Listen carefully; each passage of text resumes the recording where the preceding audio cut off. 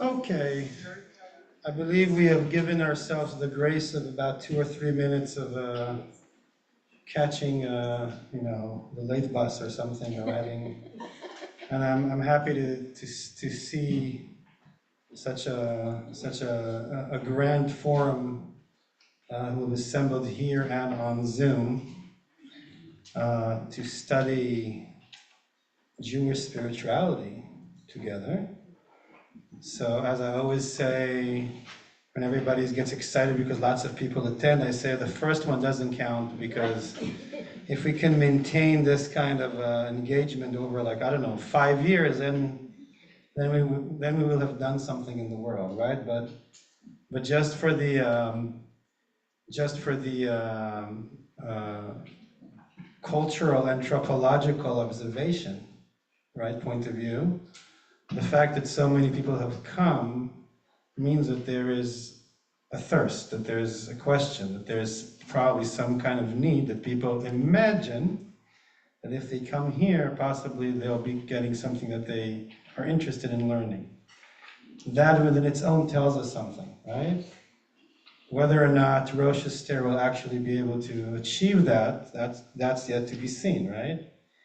But the curiosity, in this case, has not killed the cat. It has brought us here together, and that is wonderful. Okay, so, and I see that people are still coming, which is great. So welcome to the very first session of ROSH-ESTHER, and which is a way that we're trying to brand the wing department of the adult ed department of Temple Sinai, where our focus of interest is spirituality. What does that mean? We have to talk about that. Somehow you all came because that's what you saw. So somehow that means something to all of us. All right? Many times people ask, what are we all about, right? Just like when Seinfeld once said, "It's a show. My show is a show about nothing," but nothing is a big deal, right? So there you go. So what are we about? What are Jewish communities about? Is it about, well, what is Judaism about? Is it about ethnicity? Is it something genetic? Is it cultural? Is it food? Is it prayer? Is it faith? Is it a connection to Israel? Is it about tikkun olam? What is Judaism all about? And the answer is probably all of the above. And there's not one element, right, that makes us, different people will answer differently about that. For sure, one component is spirituality, a sense of, I guess, exploration, growth, the evolvement of the soul of the human being as an individual and as a community, some kind of meaning, some kind of a connection, let's say, with God, if we believe in God, right? And if we don't, then our higher self, our inner self, the universe, Mother Nature. Just in Judaism, there's 70 official different names to God, right? So but that sense, okay, which is, it's a little hard to describe in words. So this is what we have come here to do. Okay, this is a piece of the conversation. It doesn't cancel out our social action committee or our school or the gardening committee or 1,000 other wonderful things that we're all doing here at Temple Sinai. It's meant to add a component that to me is a very central one to who we are.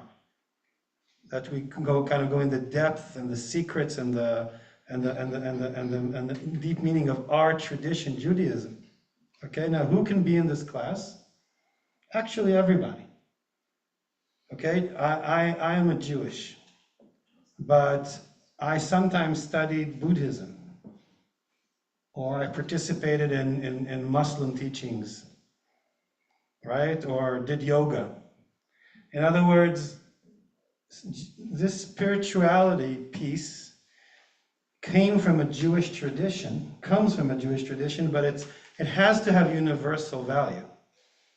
Right? So if you're sitting here and you're not even Jewish and you're saying, what am I doing here? That's wonderful that you're here because you came here to learn, for your soul to evolve.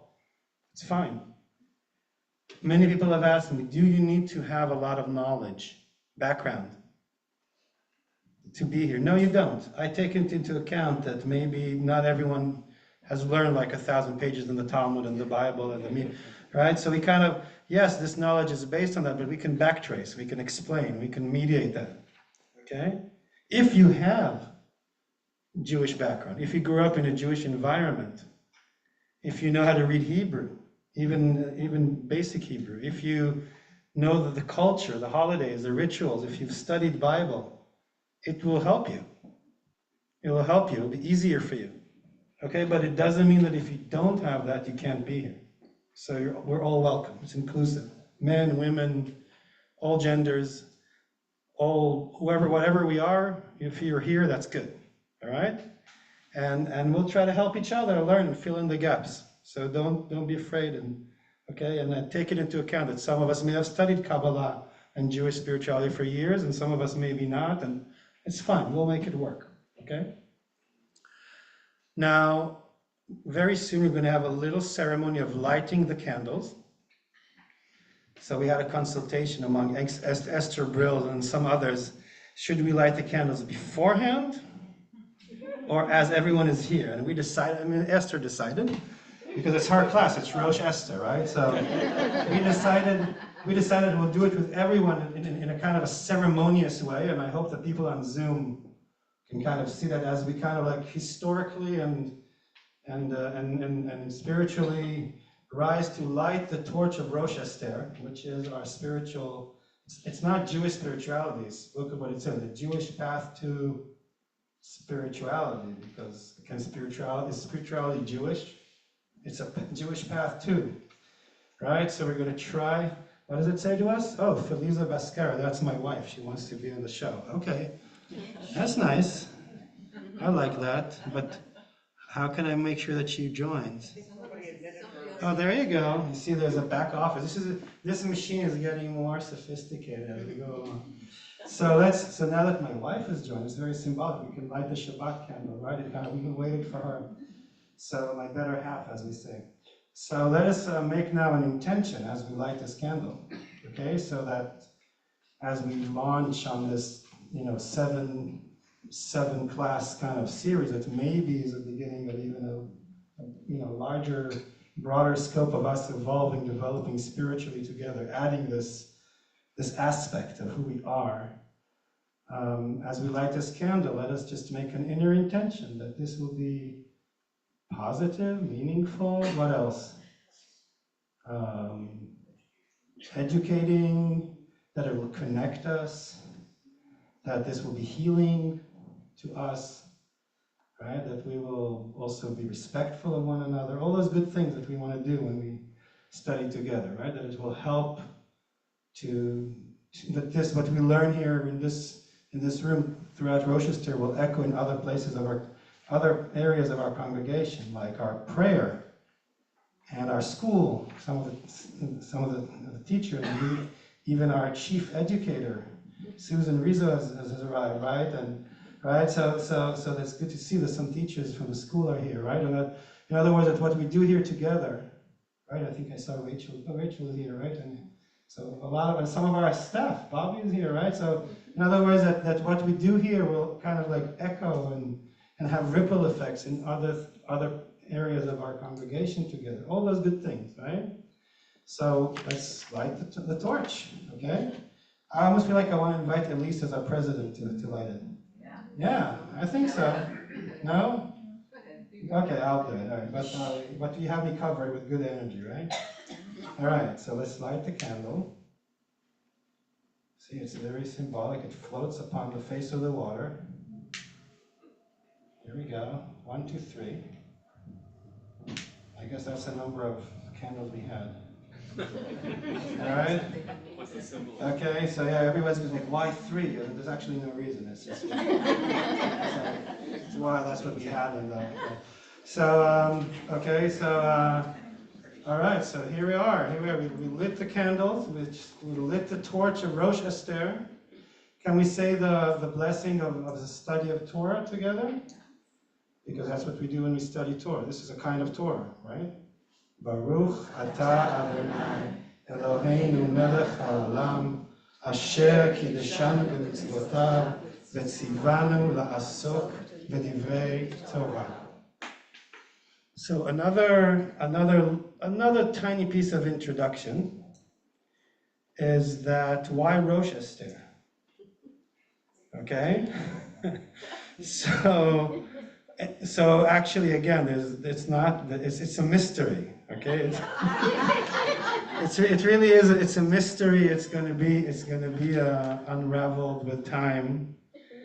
Some people didn't get it. That it's Rochester. See, we thought that the logo that Hannah invented with the bridge. Okay, you see, do you recognize this bridge? It's an ancient bridge over the ancient Genesee River. You know that bridge? I think it's it's been in construction ever since I've arrived to town, right? And it's not because they're putting the little crown, the Jewish crown on top. That's our addition. See what I mean? So it's kind of so why? Because we want a spirituality that's connected to here, to where we are. We're in Rochester, New York. I even looked it up. What is Rochester? I thought it was named after some town in England. Turns out it's like this dude, right? Nathaniel. So that's where kind of my thoughts stopped about the meaning of Rochester. I just take it as a given that is the name of the town. Having said that, right, we kind of give it Jewish value by saying it's Rosh ahead of Esther. Esther, not Esther Brill, also Esther Brill, but Esther the queen, okay, Queen Esther, who is a very strong symbol in Kabbalah. Why? Because she's the queen, and in Kabbalah we talk about the divine in both. One of the revolutions that Kabbalah has started, and then Reform Judaism continues, is when we think about the divine, we think about it in not just a masculine form. All right, so we have the queen, always the queen and the king, right, and then it's actually more complex than that. So Esther, okay, is one of the names of the Shekhinah, which is one of the names of the female attribute of God. And the book of Esther, something we can tap upon in a different semester, maybe towards Purim, is actually a very profound book, because it's a book where the name of God does not appear at all. And throughout the whole Megillah, throughout the whole book, it's as if it's a secular book. What is it even doing in the Bible? But if you read the book of Esther through spiritual eyes, one discovers that the divine presence is there, but just like in our reality, it's not like angels are appearing, with wings. You have to work hard to discover it, to unravel it. So Esther, and I can talk more about that, but I won't right now, to say that the secret, there's many secrets about Esther. Okay? She's connected to the ancient goddess Ishtar, which was before Judaism. There's a lot of things to say about Esther. And Rosh, the head, the beginning, the origin point, that's also something that we're even going to talk about a little bit today. So in other words, I was looking for a name for a brand that is both local and also kind of like very ancient and Jewish, and it has many, something that is, funny in a sense, because you don't want to just, the Kabbalah should never be like too serious, we're studying spirituality, so it should just be very serious, But yet at the same time, it's not just a joke, it's actually a very serious midrash. Okay, and kind of branding that as what we try to do here together. All right, so that's just something I felt like I owed an explanation about the name, but it kind of brings us in. All right, the other thing that I want to do is I want to kind of talk about what we're going to be doing in those 7, like what's the format here. So the format A is I did not expect, honestly, so many people here. And I'm used to teaching Kabbalah usually in small groups, smaller groups. Well, let's see next week, right? Yeah. But some people here are just like spiritual shoppers. Today they're here, tomorrow yoga, the day after, like a Vipassana, which is fine, by the way. It's fine. We really are at an age that we can all shop around, and it's good to learn from everybody. And however, I would hope that we would, as much as possible, commit to the 7 meetings. I understand that people have to go to Florida and to Hawaii and come back, and right, and then this and the grandchildren and the children, whatever. I get it, and it's fine if you can only make 4 or 5. And it's also you can be on Zoom, and you can it's recorded, so you can catch up. But really, I think 7 sessions is like. It's like a half semester. You can and then we'll see after according to how this went, we can think about next steps. All right, so okay. So that's the hope. So what we're going to be doing, each of this now, there's like a bit of a longer introduction because we're just starting. But what we're going to do is the following. One is we're going to always start with a chant, so we can sing together. Okay, maybe the same chant, maybe we'll change. Okay. Other thing is we're going to learn some tool of Jewish meditation and practice it for a few minutes. Don't worry for those of you who are not used to, we're not going to sit here for an hour meditating, even though that probably would be better, right? But just a few minutes and give you a tool, and that tool is going to be practical. In other words, next time you come to synagogue and you can use that when we pray. You can also use it when you're on the road or when you're wake up in the morning, when you're walking in the street. You can so it's applied. It's applied Kabbalah. It's not just theoretical. Abracadabra. We're going to teach you how to, right? Create a golem, whatever. But we're gonna take some possibly, I don't know. I wish I knew how, But okay. So then something applied. So it's not just talk. Okay. And after that, we're going to slowly but surely try to read together from the book of Zohar, which is the central text of Jewish mysticism, of Kabbalah. I wouldn't even call it mysticism exactly. Okay, you have a page, and it's also on the PowerPoint, so don't worry if you don't have the paper. And we'll be able to also send it to you by email if you have to, if you're on Zoom or if you're not here. And I don't know how fast we're going to go. Who goes here to Torah study? Anyone from Torah study? Right. So the Torah study folks, you know the pace that you can study. So the Zohar, the Kabbalists are even slower than you guys. So it's not like we're going to get us in the text as far as we get, and we're going to take off next time. Okay. It's more about being with this teaching, the energy, rather than there's no quiz at the end. There's no. We'll see for the group how it works. And taking that this is a larger group than I'm used to teaching these kind of things, it can't be an open discussion just because we're so many people. So what I'm going to do is I'm going to leave some room for questions at the end. So if you have some questions or you don't understand, if you really don't understand something, you can say, right? But if you want to comment or make a broader question, just because we're so many people, it's going to have to be a little more controlled than I'm used to. So help me do that too, okay? All right, so are we ready for our chant, our song? Because that is actually something that we have already been working on with. So what happens is that sometimes it kind of freezes. And if I want to change the slide, I have to stop the sharing. Let me see, no, still not working. And we can get annoyed at this, or we can say, it's a miracle that we can even have people on Zoom. And I don't think we actually shared the screen yet either. All right, so, here we go. So the text, the song that we're hoping to be able to get to eventually, not working, yes, working.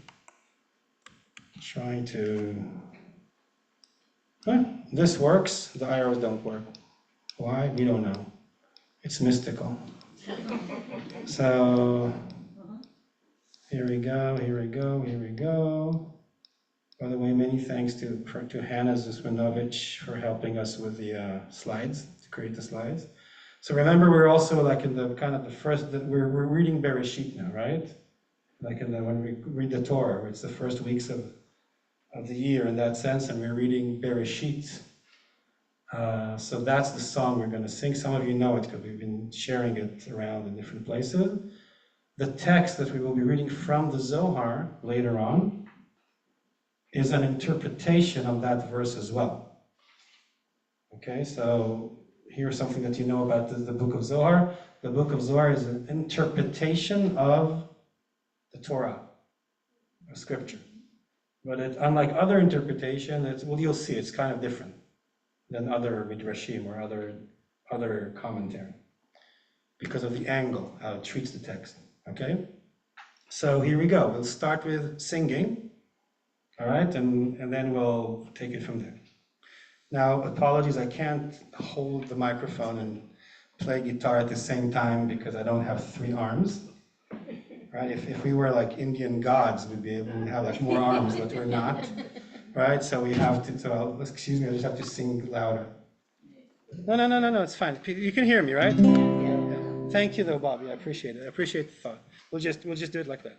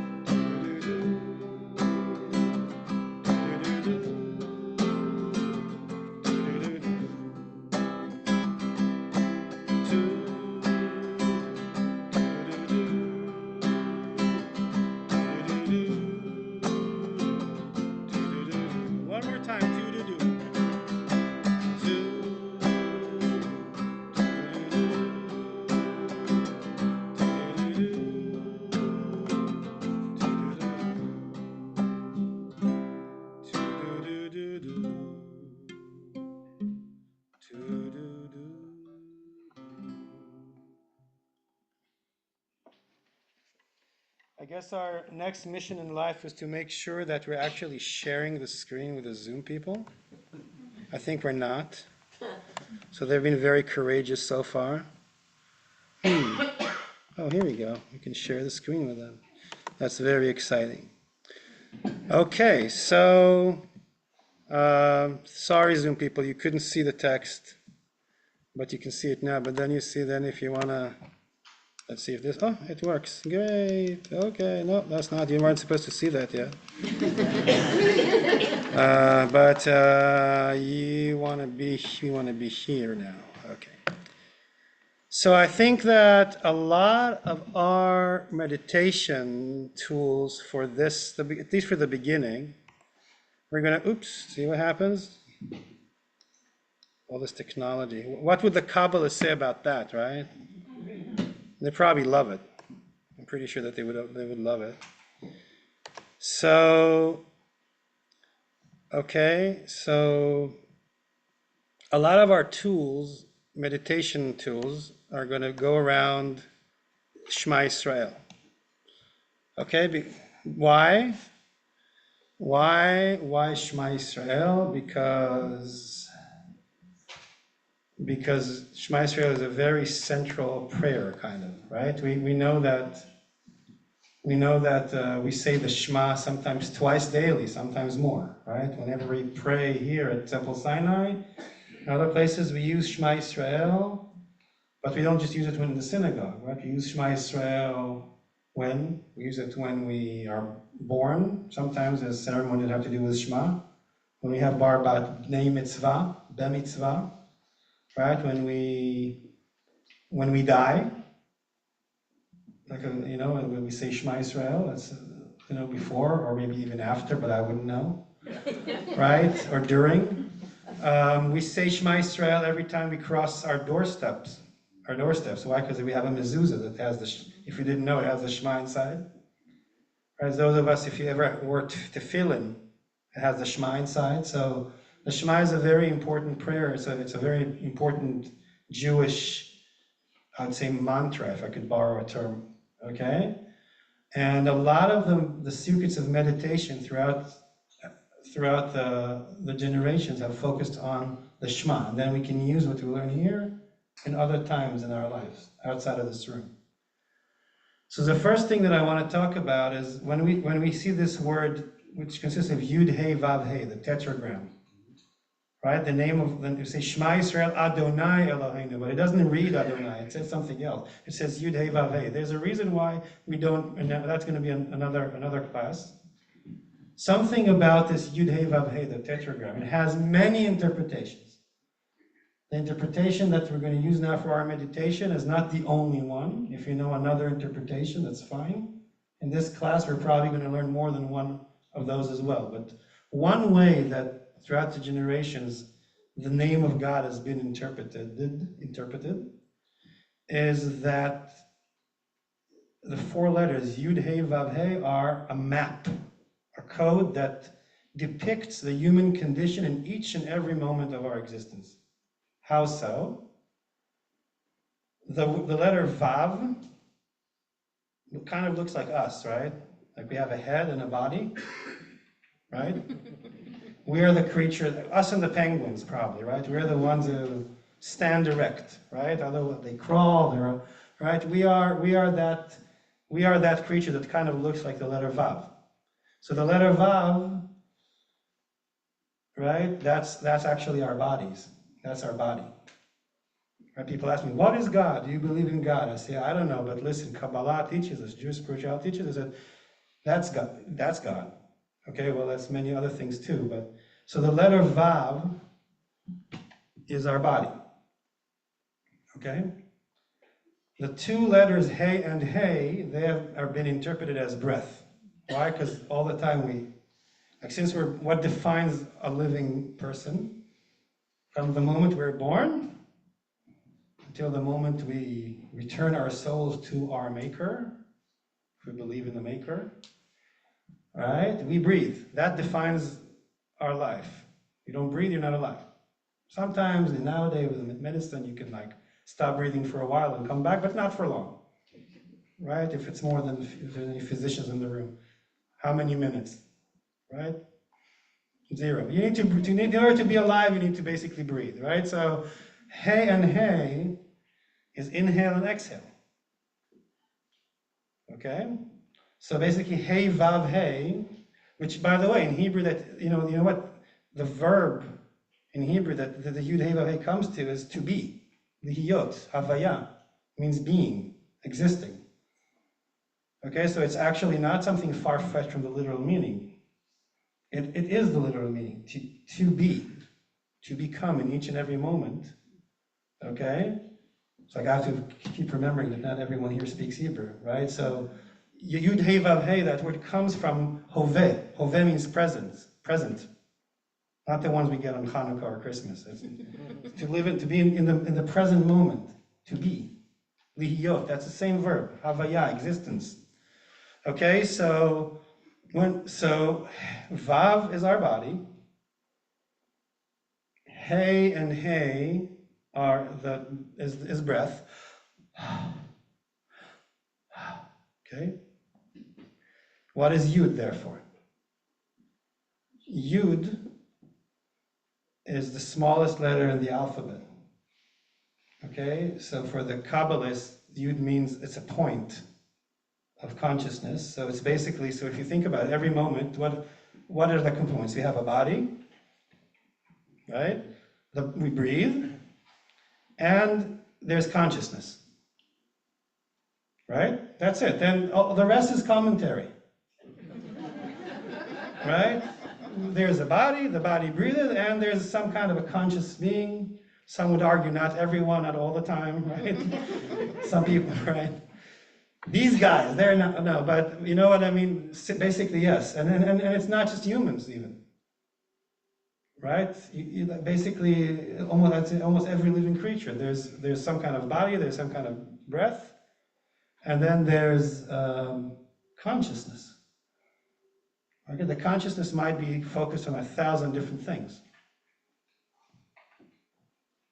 right? Right?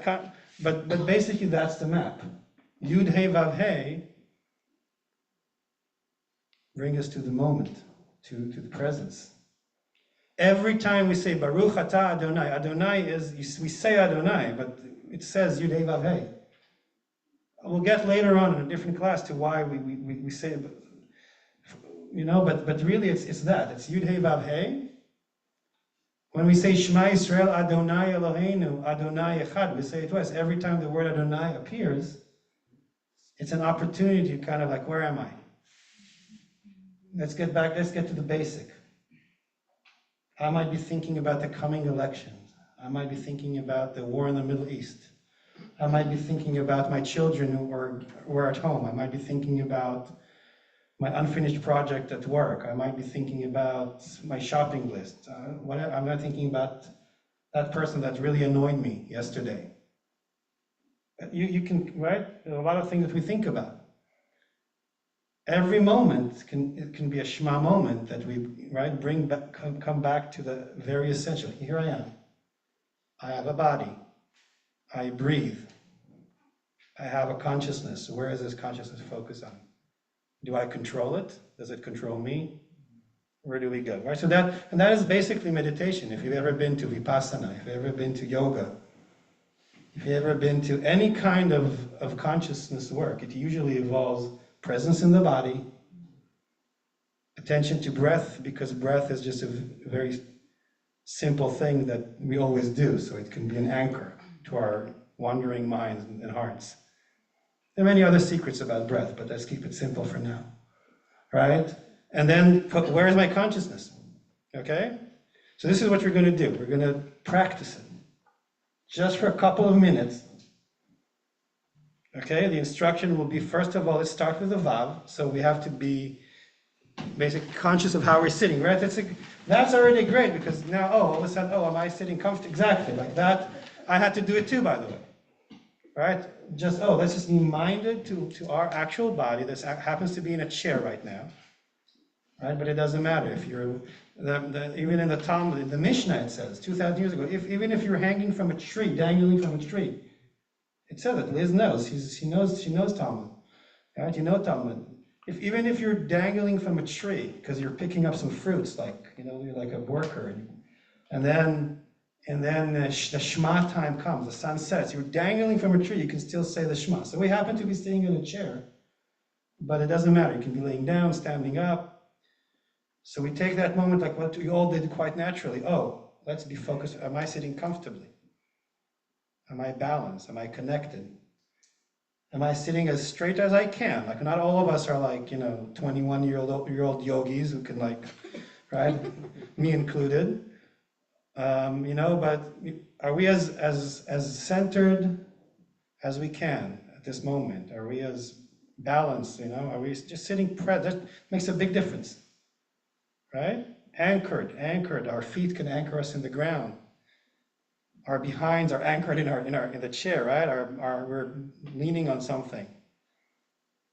And we also have the ability to kind of be erect and kind of like feel that we have this ability to not just fall to the ground, but have our heads pull us up towards the heavens. And we feel our body. Now you can, then there's the breath. And soon I will stop talking and just let us experience, but I want to give some instructions. So as we sit, we just notice our breath. There's an inhale, followed by an exhale. An inhale is followed by an exhale. You might have a different rhythm than me, that's fine. And whenever our mind wanders, we can always come to this very basic thing of a body that breathes. Great tool if we're nervous, if we're anxious, if there's some crisis, if we're aside from ourselves, just get back to this. And then adding the yud to this hey vav hey diagram, which is us. There's always consciousness, and it's always busy on something. It is very difficult, especially as beginners in meditation, but even if we're experts in meditation, to only focus on our breath and our very simple being in the body. There's always going to be something that comes up. So what's going to happen is that I'm going to be silent for 2 minutes, and we just sit here and breathe. And whenever the yud wanders away from the breath and the body, we're just going to gently bring it back. Okay, let's try it.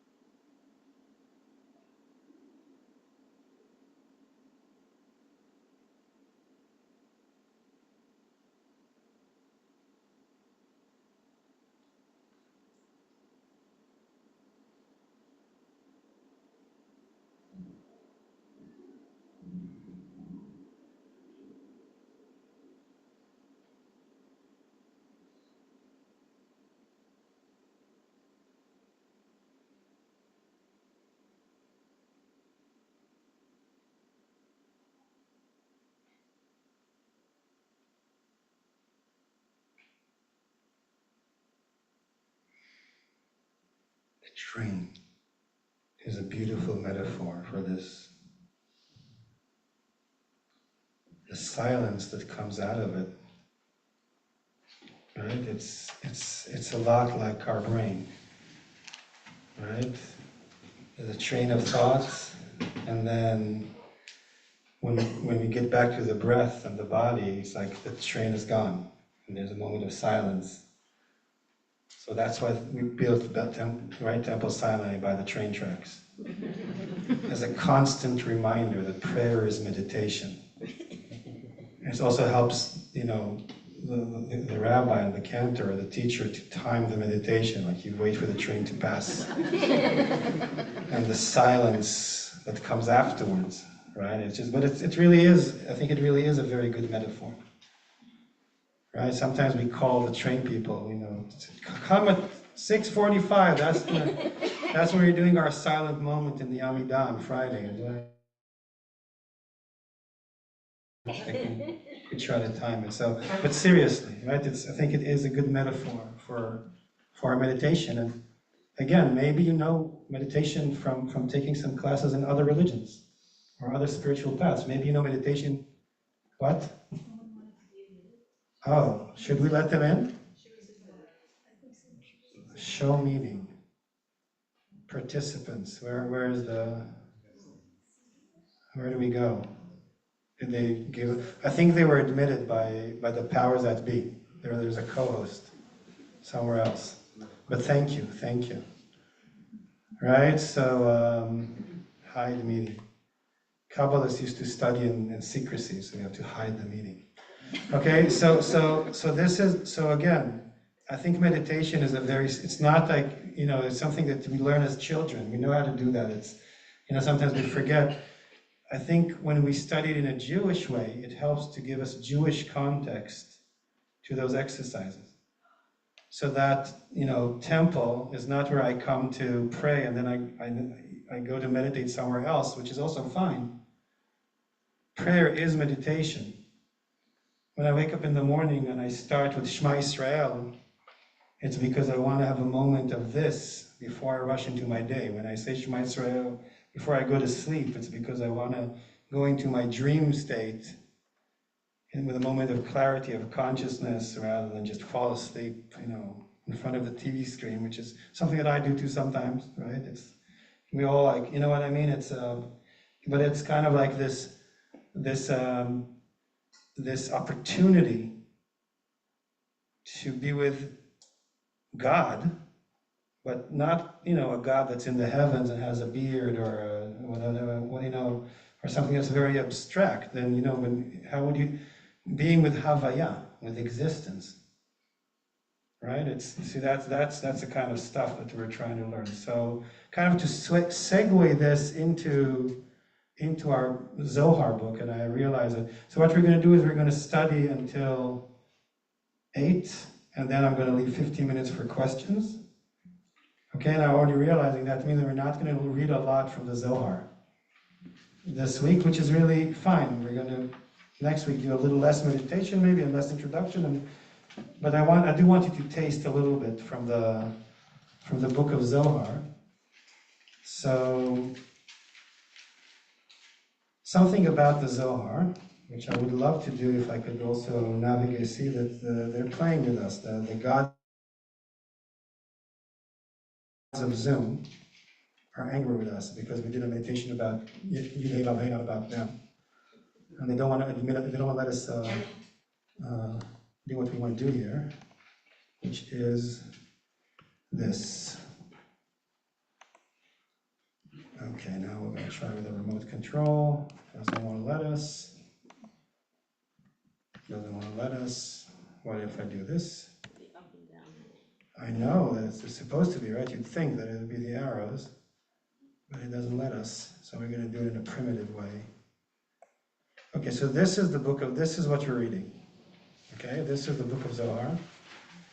I'm kind of playing with you now because I realize that not all of you are going to be able to read that. Oops, and then it goes down here. This is crazy. They want to play with, and I know Zoom people, I'm going to be sharing the screen once I get the right screen that I want. Okay, now let's share screen. Zoom. Go here. Share screen. I shared the screen. I did this. Now they can see it. That's wonderful. We're making some progress. And now to get the effect going, let's do this. And then it goes back to here. I love it. See, oh, but then the remote control doesn't work. You see, there's progress. Even when sometimes you think you're okay. So don't worry, you're not. So here's my task. This is the first page of the Zohar in its original language of origin, Aramaic. It's not even Hebrew. Okay, so if you wanna read the original, you need to know Aramaic, which is, it's kind of like, Aramaic to Hebrew is a little bit like, Spanish is to Italian, or as Portuguese is to French, okay? It's like a very similar language, but not quite. Okay, the Talmud is written in Aramaic, mostly. The Zohar is also written in Aramaic, but a slightly different kind of Aramaic. And my job is to be able to transmit to you knowledge that is in this format, which is very small print, Aramaic text, which was written probably about 800 years ago, which in Jewish times is not a whole lot.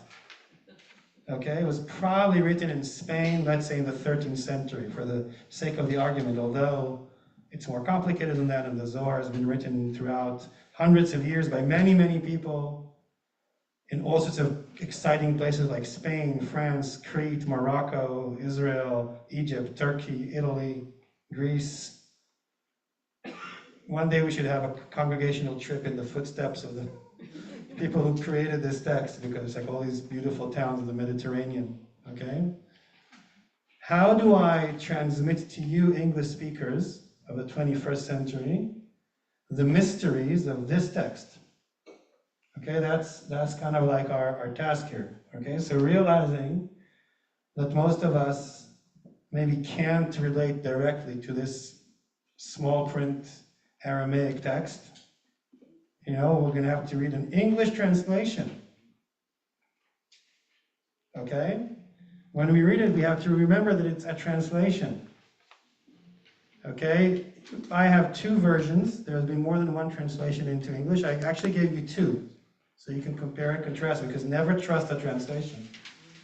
Okay, so with the pages that you have, and you can also get that, there's this edition.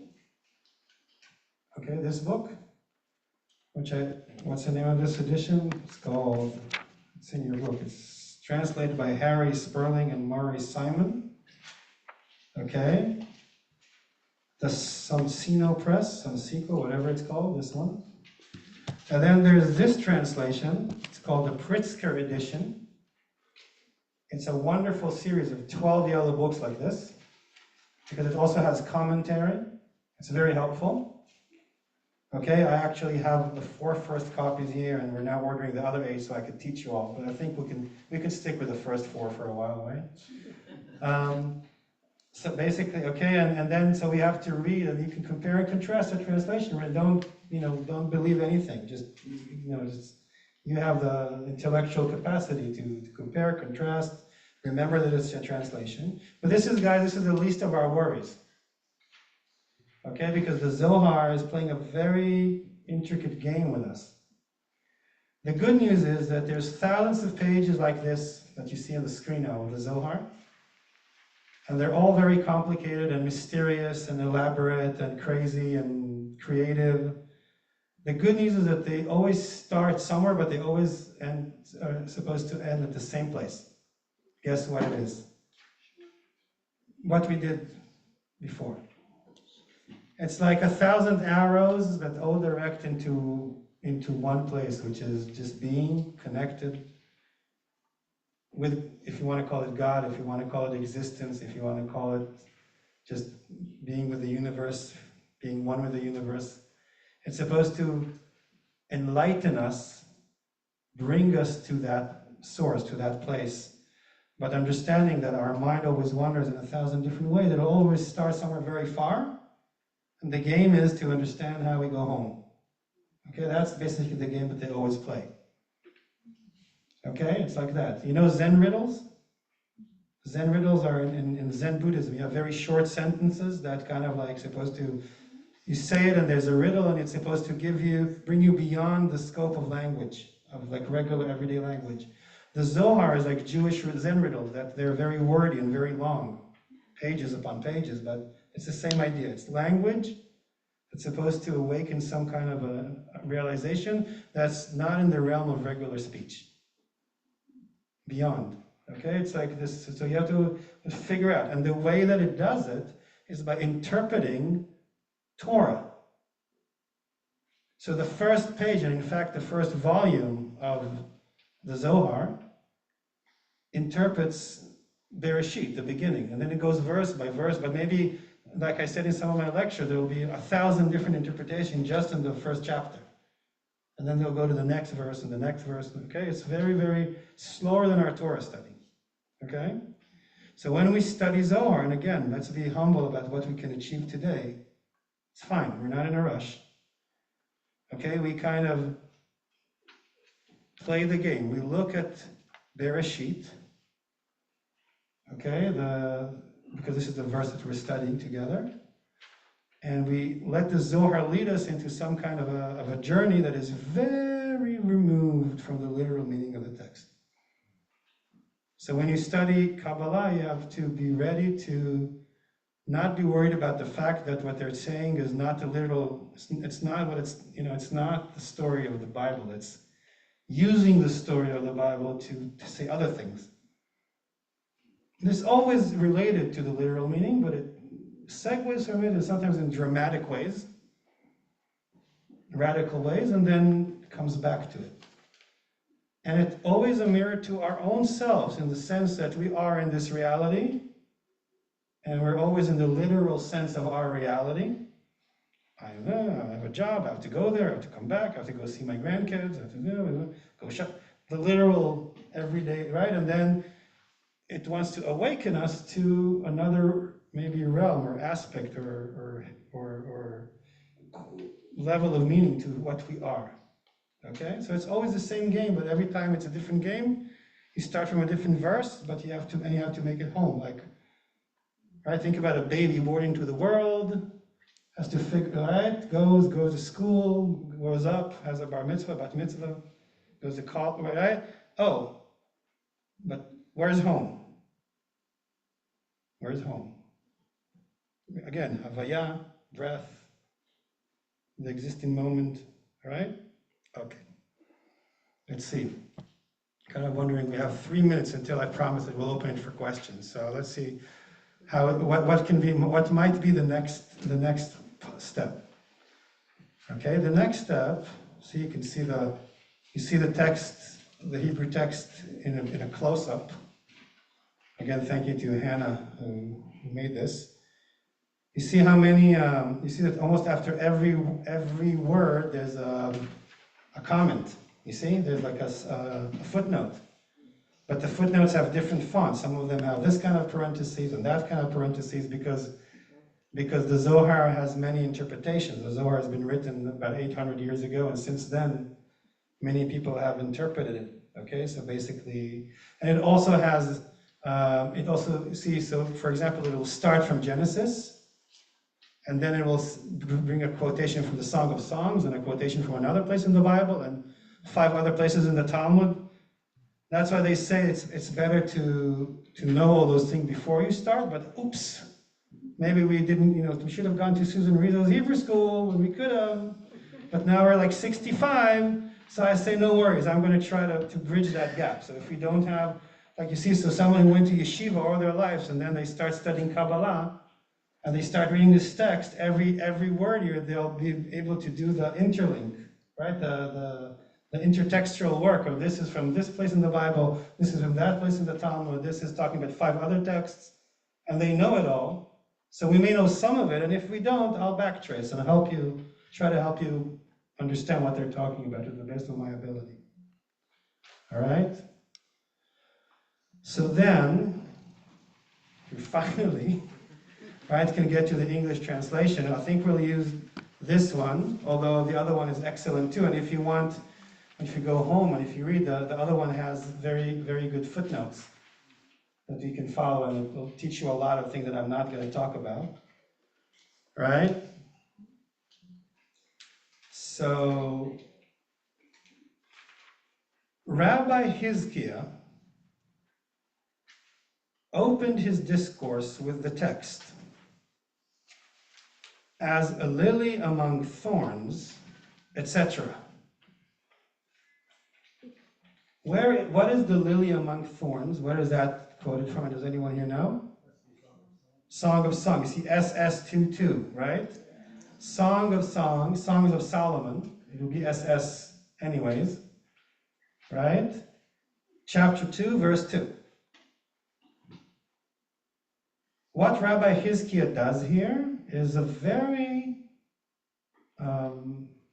common trick that not only Kabbalist rabbis play, many rabbis, if you ever know Midrash, the classical Midrash, Jewish commentary on scripture, Rabbi Hizkiah is interpreting which biblical text? Which one? We sang it. Bereshit, because it's the beginning of the Zohar, it's the first page of the Zohar, okay? And then in order to interpret it, what will Rabbi Hizkiah do? First thing, bring another verse from an unrelated part of the Bible, okay? And that in itself is a statement, even before we say anything about, okay, so what about that, right? That is a statement. What is the Song of Song? What is the theme of the Song of Song? Who knows? It's a love song. It's a love song. It's even an erotic love song, right? It's extremely erotic. Sometimes when people come for marriage counseling, I give them homework. Go and read, seriously. Go read the Song of Songs, but remember, the keyhole is not a keyhole, it's a metaphor. The mountaintops and the valleys are not mountaintops or valleys, it's a metaphor. The deer running over gently with its feet over the crevices and the mountaintops and the valley is not a deer. Maybe it's a deer, the other interpretation of deer, but not, see what I mean? So this is an extremely erotic, you can always read the Song of Songs at 3 different levels, please. One is really erotic, it is the Kama Sutra. Like, go home and do that. Here's your homework assignment. By yourself, with your significant other, open the Song of Songs. I've given you a key. It's the Kama Sutra, seriously, of Judaism. Go try this at home. You're old enough. Okay, most of you are older than me. If you haven't tried it yet, now is the time, right? So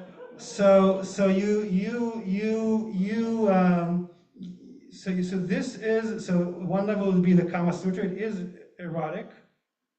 Remember keyhole. Then the other level of the Song of Song is actually a love story. There's usually a male and a female who are courting each other, and will they be together? It's like an ancient soap opera. Okay, so there's this kind of love story. And the third level is, it's always an allegory between the human and the divine. I say divine, but maybe I should say divine, because where is the divine really? Right? We just had an exercise about that, right? So, so Rabbi Hizkiah is saying, Bereshit, creation. I will tell you, it's actually what kind of story? A love story. It's a statement. And it's pretty radical in a sense, right? Because it's not a history, it's not something that happened in the past necessarily.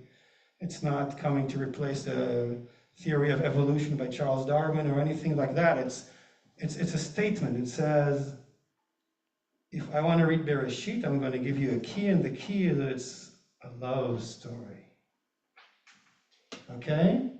And then, but which verse? As a lily among thorns, so is my beloved among the daughters, the other women. Okay, there is a lily, which I would think is better translated as rose. I think the other translation tells us, right? Rabbi Chiz, here you go. Someone has a question. Okay, we're going to open it for discussion. There is a rose. This mysterious rose, because it's 8 p.m., is a key. Okay, this rose among the thorns is going to be our topic of a conversation next week. We're gonna have to talk about that rose. Okay, I can show you a photo of the rose. I can't. It's rebelling against me. Maybe it's trying to tell me something. Okay, so I kind of have to contain myself because I feel that I want to tell you more about this rose and why that is the reason that the Zohar, the book of Jewish mysticism, begins with a mysterious rose. Rabbi Chizkiah is looking at Genesis, and rather than telling us, Bereshit is the beginning, and this is the world was created in 6 days, and God, Rabbi Chizkiah wants to tell us there's a rose. There's a magical rose. Okay, and I want to open it for some comments and questions, and I hope that you're going to come here next week wanting to know more about this rose. What is this mysterious rose? And we will learn much about it. We will learn about it in Kabbalah. We will learn that it's not just in Kabbalah. We will learn that it exists in other cultures, like Christian mysticism and Muslim mysticism. We will learn that this rose has to do with our Jewish rituals and with eroticism and with different things that this rose symbolizes. But we're not going to do it now, because what we're going to do now, I'm going to try to stick to my promise, and in the 9 minutes that we have left, see if there's any comments or questions. Don't be shy, you only live once. Anyone? There was one person on Zoom. View. How do we do that? You can. Do you want to speak? You can speak. Just unmute yourself. What do I have to do? Ed? Yeah, how do we do that? Ask to unmute, yeah? You're right. It could be in the chat. It's not in the chat. I'm asking to unmute. Can you talk to us, Ed? Maybe he could type it into the chat. Yeah, maybe someone in the room? Yeah. You can just tell us your name and Hi, I'm Dan. Mhm. This is a really fundamental question, which kind of goes back to almost the beginning of the slides. The Yud Hey Vav Hey. Why is it pronounced on your slide Havaya, which looks like it's being reverse read from the Hey back to the Yud? Right. So. Because I always thought it was pronounced Yehovah. Right. So it's actually pronounced in more than one way. Yeah. And some people teach that you can't actually pronounce it. Some people change the letters, which is something that in Kabbalah you can do. You can change the letters. It's very, very loose and elaborate. And it allows itself to be very flexible with language, because Kabbalists also try to be very flexible with reality. Okay, and then people have noticed that Yudei Vavei, you can switch them, and it becomes Havaya, existence. It's just one more way to say it, but it's not the way to say it. It's a way to address it, and it goes along with what they're trying to teach, which is a way to think about God is just existing in this very moment, in our body, in our breath, in our consciousness. Havaya, existence. Yes? When you talked about the letters with man in the middle and breath on either side and then consciousness, that was man. I mean, that's what we are. And the word is God, so are we made in God's image? Is that what it's trying to say? Yes, in so many words, right? Man, woman, by the way, not just man. Person, right? So yes, we are created in God's image, and I guess a lot of Kabbalah is, what does that mean, right? What does that mean that we're created in God's image? There's more than, right? So, okay, beyond the slogan, we're all created in God's image and therefore we should, right? That's, okay, so the Kabbalists take this created in God's image very seriously. And as I said, all their journeys are always to bring us to that source where the divine and the human become one. Okay, there's literally a million ways to do it. A lot of it has to do with meditations upon the names of God, not just Yud-Heh-Vav-Heh. Okay, and this is precisely what they're trying to do, is to try to make us more conscious of of our true authentic selves that they would believe have something to do with our connection with the divine.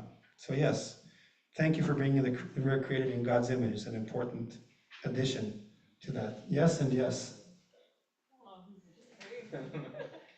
Is yours good? This one's pretty good. Okay. Okay, well now I Should we leave you guys alone for like 5 minutes and you can decide? Focus on the stuff. Yeah. So I have an inquiry about the practice. I really liked it, but I'm not sure if I worked with it in the way that you intended us to. So the Yud-Hey, the first one on the inhale, the way that I heard it was the inhale is awareness of consciousness, so attention or awareness, and the exhale is like a letting go into corporeality, into your body. So I'm like sitting with that, and then the cool thing about it was that the inhale and the exhale merge together, right? They become one another. So at a certain point, the Yud-Hey, Vav-Hey moves together, like they lose their distinctiveness, at least they did for me. And then I find myself asking, well, at that point, can I drop the practice? Mm-hmm. Do I just rest? Wow, you're advanced. Seriously. Wow, if all that happened to you in these 2 minutes, like I want to enroll in your class, seriously. And I'm not joking. I mean, we all learn from one another. And I think the beautiful thing about these exercises is that it's not a rigid practice. And Kabbalah, I think sometimes too often people think that they're like these exact charts and like a code that is very literal. But more often than not, it's like a guideline. And I'm pretty sure that if we're like 70 people in the room, there are probably like 85 different ways that we did the exercise, and 84 of them were probably fine. You know what I mean? So I think I love what you basically created in live motion, a Kabbalistic interpretation, right? It's not exactly how I intended it. It doesn't matter. Every time I do this exercise, I do it differently, right? Whatever works, right? And you were the first part and the second part, and part of it is focus and then letting go. That all is there, but somebody else in the room or you tomorrow might do it differently. And about dropping it. Yeah, that's what I was most curious. Yes, because in the end, this is only you see, in the end, in the deepest end, it's also noise. Yeah. Okay, so just like, it's like we're going to learn about that. So in the end, all those, when the Kabbalists interpret, thou shalt not make the 10 Commandments, thou shalt not make a what? Yes. So in a sense, we're making an image, right? We're imagining Yud-Heh-Vav-Heh, and we're saying that's God. So what did the Kabbalists teach? They would teach you use it. It's like Jacob's ladder, but then when you reach the top, you can drop the ladder. Think about Buddhist monks who would create a mandala in this drawing in the sand all day, and what do? Afterwards, they erase it. So why do they do it? Because it's the meditation. But then right? It's really fine if you're ready to drop it.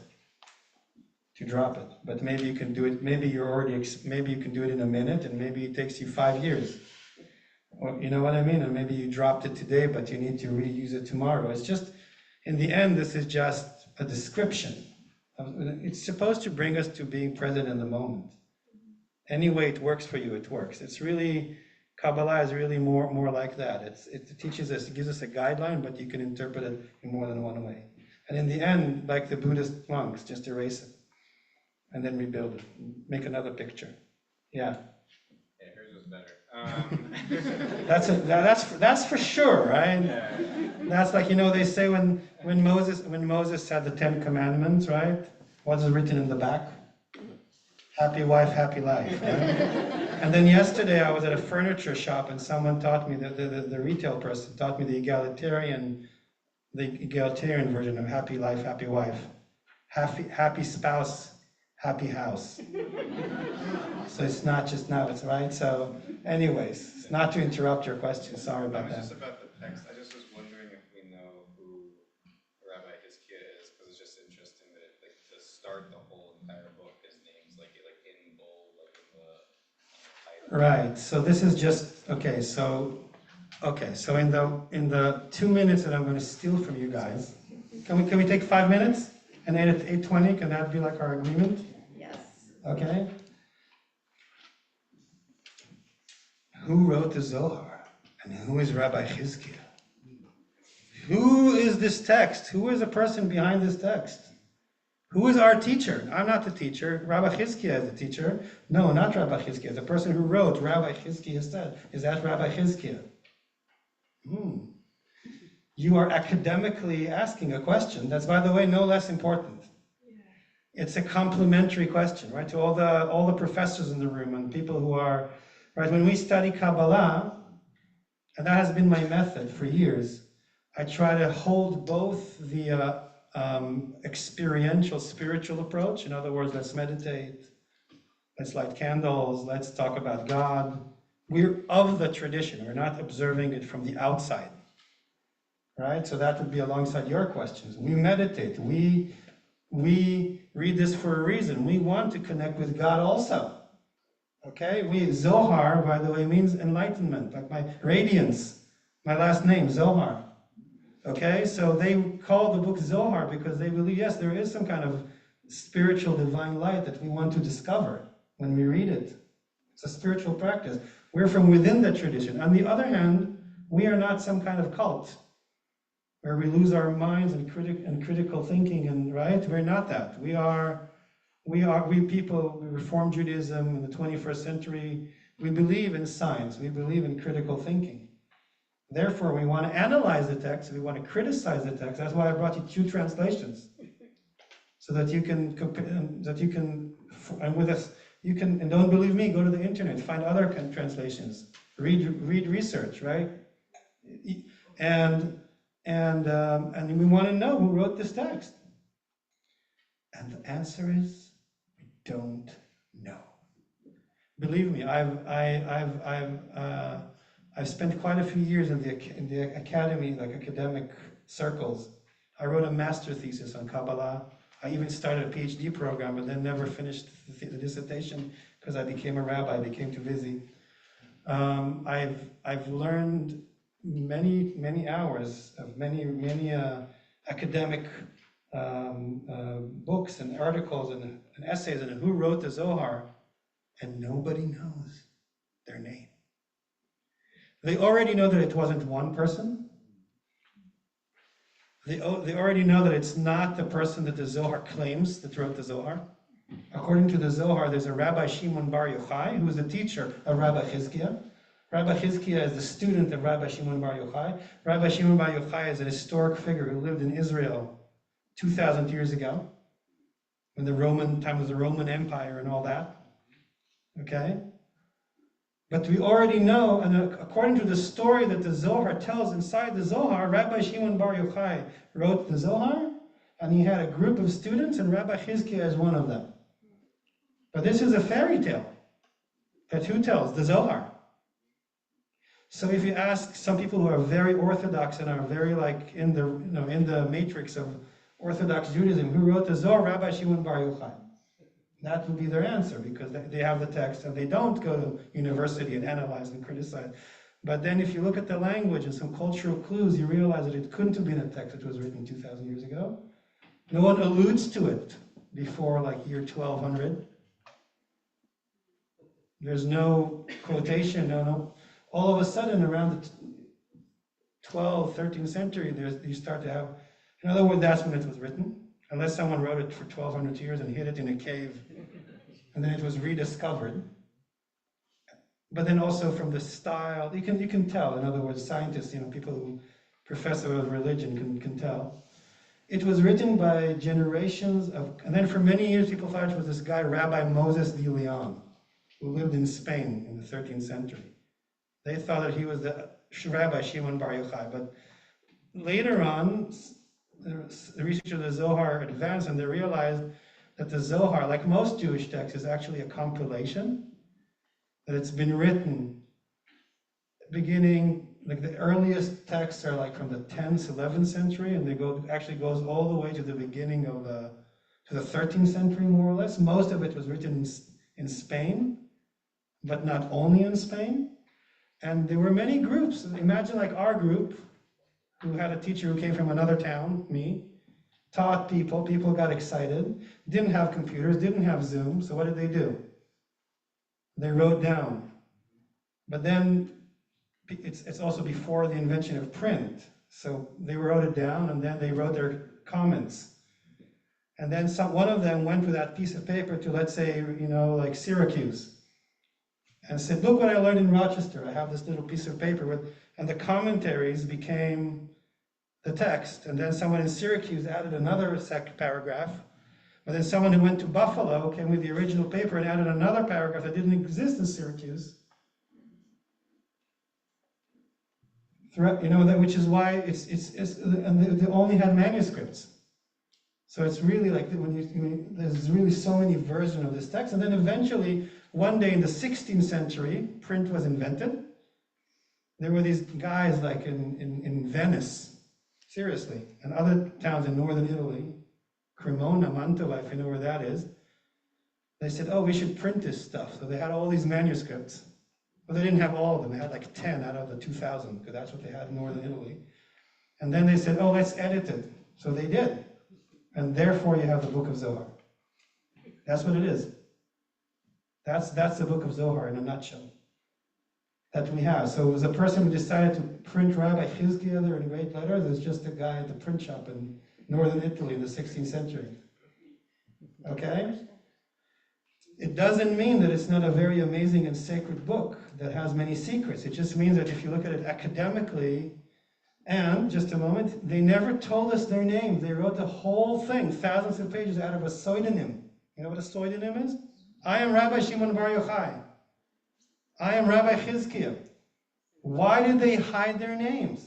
We know many Kabbalists who lived in Spain. They wrote other books in their original, with their names.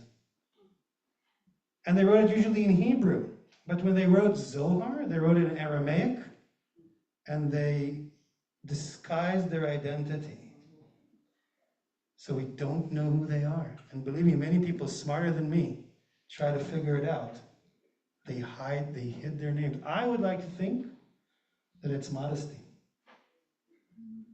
I would like to think that when they wrote that they figured that they were inspired by something greater than them, and that they wanted it to be without their name, because they felt that they were just the channels. Like when you compose a song and you say, that was me, but it wasn't me. It was like it came through me.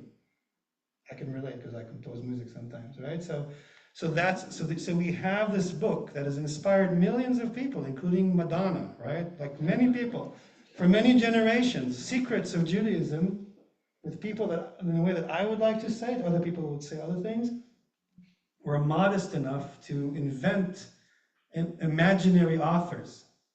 Rabbi Shimon Bar Yochai, Rabbi Chizkiah. Maybe they felt that they were channeling them, even. But they didn't tell us their names.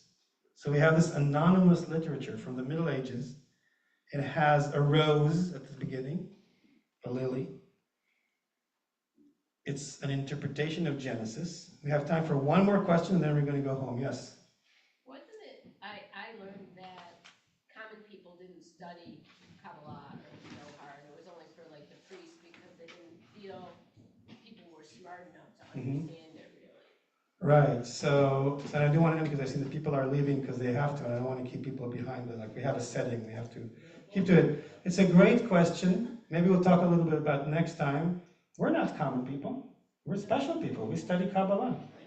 So it's, look, Zohar means radiance, means light, but it also means zehirut. How do we translate it? Caution. Be cautious. It's a double-edged sword. Right? It's like think about the fly that touches the light and gets burnt. Helios, right? You don't, in other words, tradition tells us learn the secrets, but do it with caution, with respect. It's like if they tell you don't push the red button, what you're going to want to do? Push the red button. If they're going to tell you this is the one room that grandma says you can never enter, the box with the key, right? So some of it is actually like marketing. It's like, that's the secrets. You can't learn it. Go home, the never-ending story, right? Go home, it's not for you. This book is not for you. Some of it is actually because these teachings are radical.